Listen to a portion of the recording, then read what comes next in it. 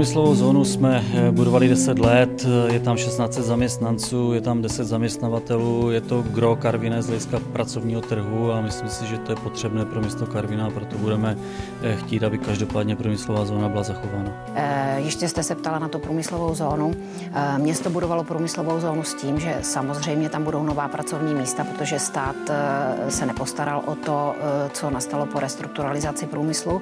To znamená, že tam je opravdu 1900 pracovních míst a město chce ochranu podnikatelů v té zóně, chce ochranu té zóny, chce, aby těžba nezasáhla a nechceme tam stavební uzávěru.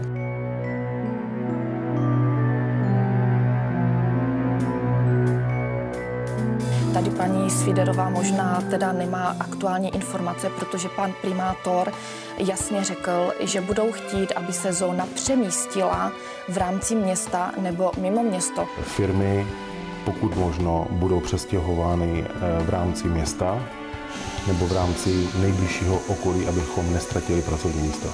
Paní Svíderová tvrdí, že Karviná toto nechce, takže cítím tady nějaký rozpor v těch vyjádřeních.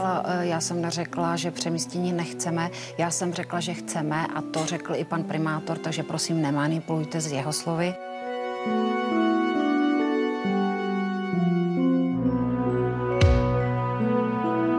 Ti ředitelé říkali, že pokud dojde k nějaké relokaci, tak by nepočítali, že se ty firmy budou stěhovat někde na území Karviné.